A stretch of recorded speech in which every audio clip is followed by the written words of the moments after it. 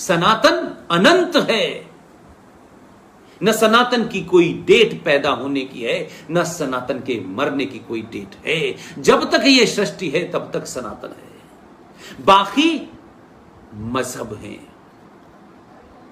सनातन धर्म है, बाकी सब मजहब हैं। मजहब पैदा होते हैं तो जो पैदा होता है, ये सृष्टि का नियम है, वो मरता भी है। हेलो दोस्तों, हमारे जीवन में बहुत सारे दौर ऐसे आते हैं, बहुत से समय ऐसे आते हैं कि हम वर्तमान की चुनौतियों और प्रभावों के चलते अपने आप को और अपने अतीत को, उस अतीत को भूलने लगते हैं जिसके दम पर हमारा अस्तित्व कायम है।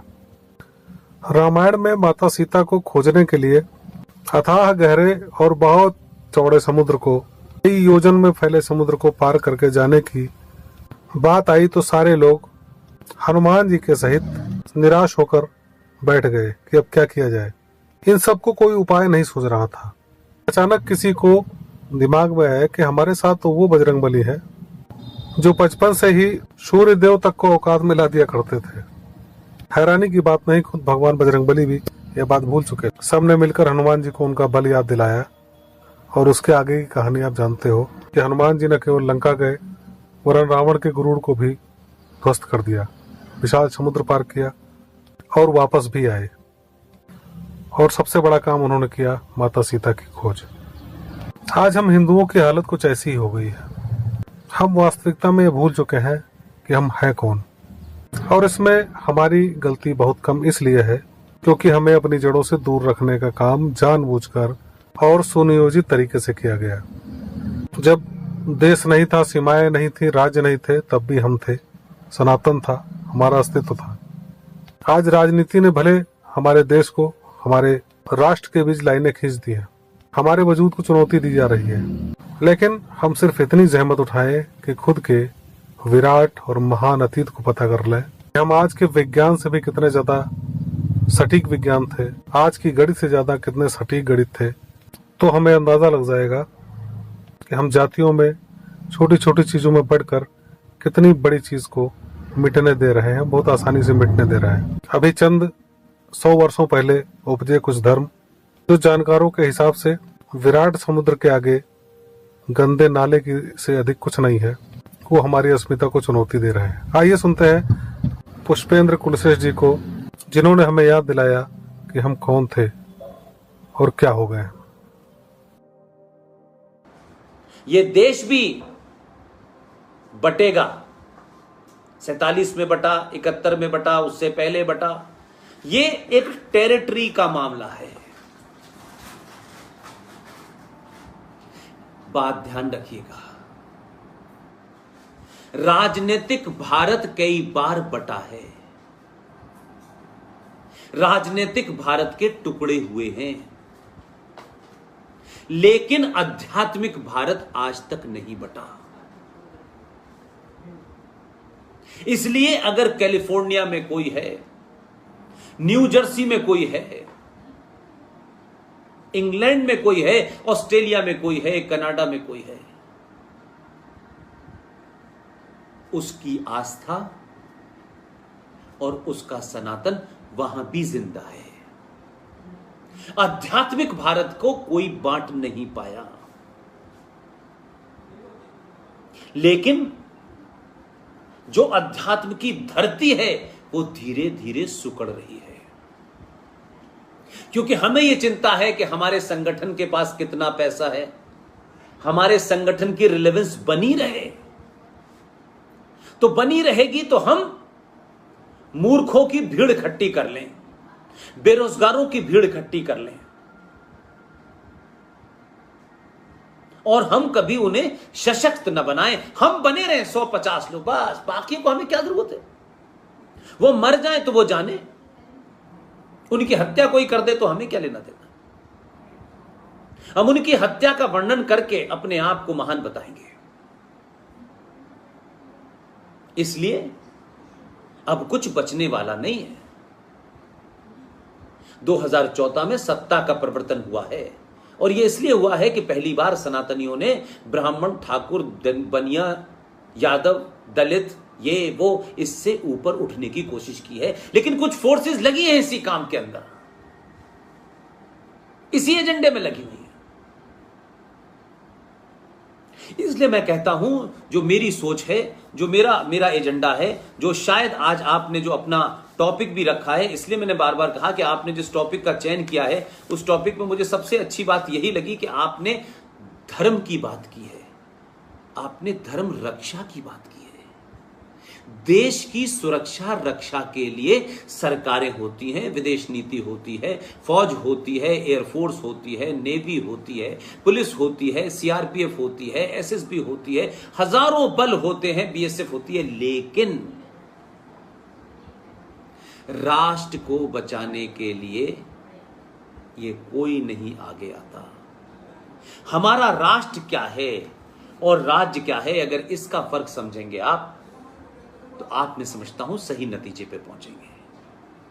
हमने राज्य को ही सब कुछ समझ लिया है, सत्ता आ गई है, अब सत्ता की चाटुकारिता में हमने सब कुछ बेच दिया है, घर बार मॉरल सब कुछ बेच दिया है। सत्ता के नजदीक हो जाए, सत्ता से कुछ मिल जाए, गवर्नर बन जाए किसी तरीके से, चला नहीं जा रहा, उठा नहीं जा रहा, लेकिन गवर्नर बन जाए, वाइस चांसलर बन जाए, एन कैन प्रकरण से बन जाए। हम राष्ट्र से उठ करके राज्य के अंदर घुसने की कोशिश करते हैं। जब वहां चले जाते हैं तो ये कहते हैं कि पहले मैं, राष्ट्र बाद में। बात राष्ट्र की करते हैं, लेकिन वहां जाने के बाद घर कितने होंगे, अमेरिका में कितनी प्रॉपर्टी होगी, हमें मंत्री बनाया कि नहीं बनाया, मंत्री नहीं बने तो जात का इस्तेमाल करो, और अगर मंत्री 4 नहीं बने तो कहो कि साहब इस जात के साथ में ऐसा हो रहा है, उसके खिलाफ भड़काओ, दुश्मन से मिल जाओ, विदेशों के बारे की तारीफ करने लगो। ये तमाम सारे प्रकरण चलते रहते हैं।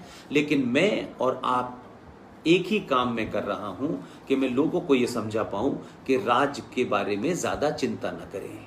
अगर राष्ट्र मजबूत होगा तो राष्ट्र की वो शक्तियां जो राष्ट्र को मजबूत देखना चाहती हैं, वो सत्ता में ऐसे ही लोगों को बिठाएंगी जिससे आपके राष्ट्र के ऊपर आंच न आए और वो राज आपके राष्ट्र में दखल न दे। जैसे सबरीमला के ऊपर, जो हमारे राष्ट्र का हिस्सा है, जो हमारी परंपराओं का हिस्सा है, जो हमारे आस्था के केंद्र हैं, हजारों हजारों साल की परंपराओं के बाद, हजारों हजारों साल की आस्था के बाद वहां कोई नियम बना है, वो कानून नहीं उसे तोड़ सकता। वो कानून से नहीं बना है, वो शुद्ध हमारे सनातन साइंस के कारण बना है। लेकिन एक राज्य की एक छोटी सी इकाई उस सबरीमला के उस पवित्रता को, उस संस्कार को भंग कर देती है। और हम चुप इसलिए बैठे रहते हैं कि हम कमजोर हो चुके हैं, हम सत्ता के लालची हो चुके हैं, हम सत्ता के खिलाफ खड़े होकर के बोल नहीं जाना चाहते, हमें कुछ मिलने वाला हो उस उम्मीद में रहते हैं। जिंदगी गुजर जाती है इस उम्मीद में, कुछ लोग तो मर भी जाते हैं, लेकिन ये लालच, ये लालसा निकलती नहीं है। इसलिए राज्य के बारे में मैंने आपको बताया कि क्या क्या इकाई राज्य की होती है। राष्ट्र क्या है? राष्ट्र है वेद, उपनिषद, पुराण, उपासना, नदियां, पहाड़, पर्यावरण। ये सरस्वती वंदना क्या है? आप किसी प्रोग्राम में जाते हैं, सरस्वती वंदना गाई जाती है, दीपों को प्रज्वलित किया जाता है। कभी आपने पूछा कि क्या ये जो आप कर रहे हैं, क्या ये भारत के संविधान में लिखा हुआ है? ये कानून है क्या कि आप सरस्वती? लेकिन सरस्वती वंदना इस राष्ट्र की आस्था का मामला है, इसलिए राज उसमें नहीं घुस सकता। ये दीपों का जलाना, ये दीपों को प्रज्वलित करना भी आस्था का विषय है। कहीं कानून में नहीं लिखा है कि इसे नहीं करेंगे तो ये नहीं माना जाएगा। जो लिखा है वो अलग है कि राष्ट्रगान पे खड़े होना है, राष्ट्रगीत पे खड़े होना है। लेकिन उसके अलावा जो कुछ हो रहा है वो मेरी और आपकी हजारों साल पुरानी आस्था और परंपरा है। ये मंदिर मेरे आस्था के केंद्र हैं, मेरे संस्कृति के केंद्र हैं, मेरे सरोकारों के केंद्र हैं। इसे किसी सरकार के कानून के पालन से कोई मतलब नहीं है। हां, सरकार यह नियम बना दे अगर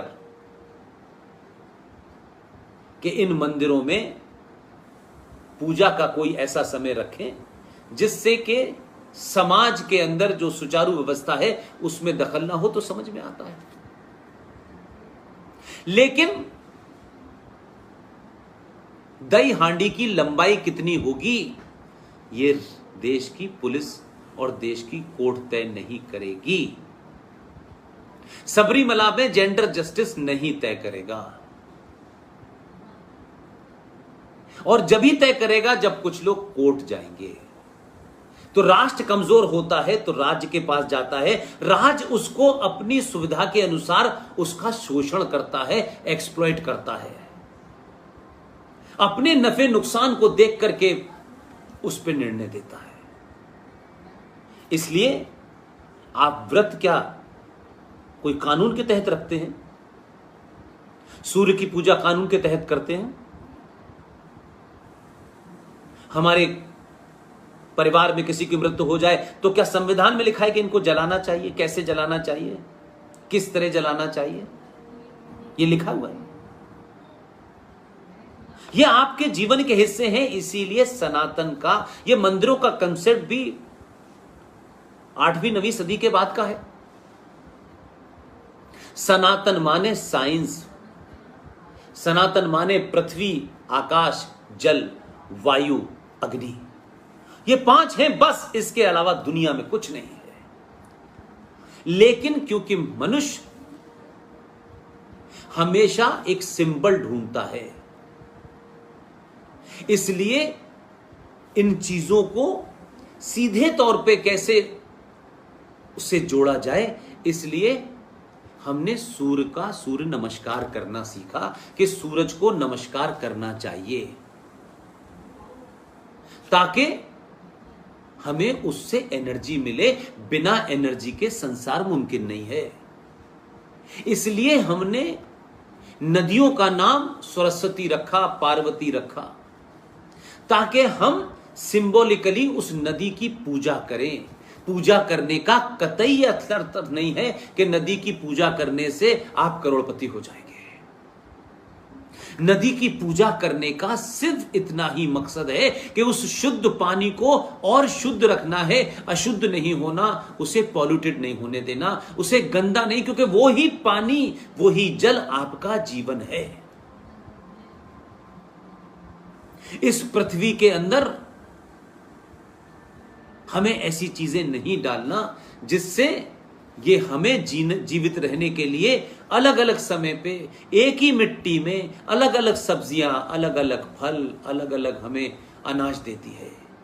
ये सब जीवन है और ये प्रकृति का हिस्सा है। इन्हीं से मिलकर प्रकृति बनी है, इसी से मिलकर ब्रह्मांड बना है, और ब्रह्मांड की शुरुआत से ही सनातन है। सनातन अनंत है। न सनातन की कोई डेट पैदा होने की है, न सनातन के मरने की कोई डेट है। जब तक ये सृष्टि है तब तक सनातन है। बाकी मजहब हैं। सनातन धर्म है, बाकी सब मजहब हैं। मजहब पैदा होते हैं तो जो पैदा होता है, ये सृष्टि का नियम है, वो मरता भी है। इसलिए आपने जब झूठ बोला सारे धर्म बराबर हैं, इसलिए बराबर नहीं है कि धर्म सिर्फ एक है, बाकी मजहब हैं। मजहब की किताब होगी, मजहब का कोई पैगंबर होगा, मजहब में ये करना है, ये नहीं करना है। हम समुद्र थे, हमारे पूर्वजों ने बताया हम समुद्र हैं, लेकिन हमारे अंदर विकृतियां पैदा हुई, लालच हमारे अंदर भर गया। आज हम समुद्र से निकल के नाली में आ गए हैं और फिर नालियों से कंपटीशन कर रहे हैं। दोस्तों, आप वोट किसी को दीजिए, लेकिन अपने मन में एक ध्यान रखिए कि वो आपकी राष्ट्र नीति, जो सनातन की नीति है, जिसके दम पर हमारे राष्ट्र का अस्तित्व है, उससे तालमेल में हो और उसकी रक्षा करें।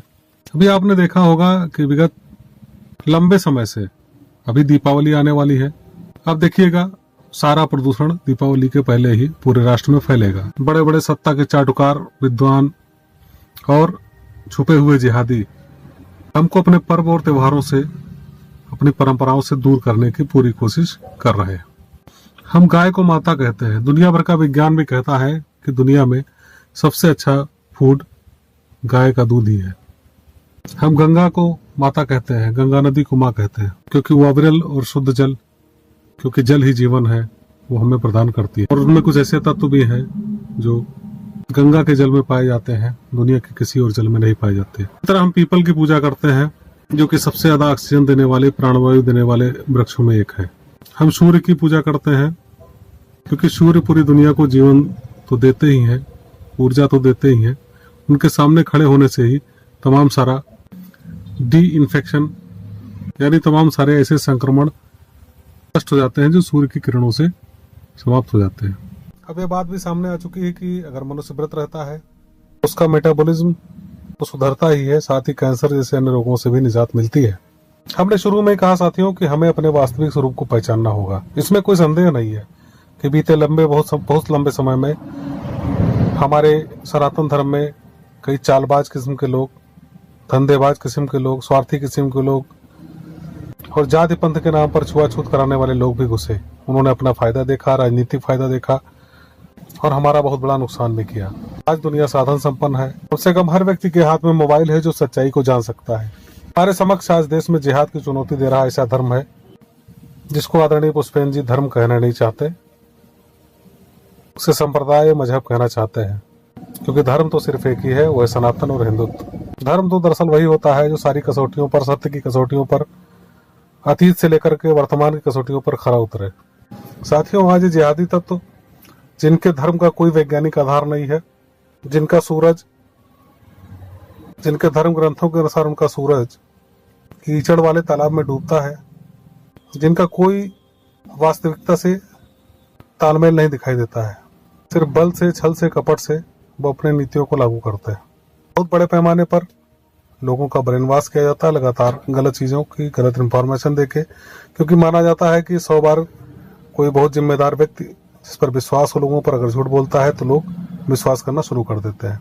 इसी तरह एक मजहब विशेष में तमाम सारी बातों को बार बार रिपीट करके, झूठ को रिपीट करके लोगों का ब्रेन वॉश कर दिया जाता है, जबकि सनातन को चूंकि सत्य है इसलिए इसको किसी का ब्रेन वॉश करने की जरूरत नहीं पड़ती। लेकिन हमारी भी जिम्मेदारी है, हम सनातनियों की भी जिम्मेदारी है कि हम अपने समय को निकालकर, साधनों का इस्तेमाल करके सत्य की जानकारी जरूर करें। साथियों, प्रकृति जीवन का आधार है और प्रकृति के सबसे करीब तालमेल सनातन धर्म है, तो निश्चित है कि हमारा धर्म सर्वश्रेष्ठ जीवन का आधार है। साथियों, आपने पुष्पेंद्र कुलश्रेष्ठ जी को सुना, आप इनसे सहमत है तो हमारे चैनल को शेयर करें, लाइक करें और सब्सक्राइब जरूर करें, ताकि हमारे आपके बीच संवाद हमेशा बना रहे। मिलते हैं अगले अंक में, तब तक के लिए जय हिंद, जय भारत।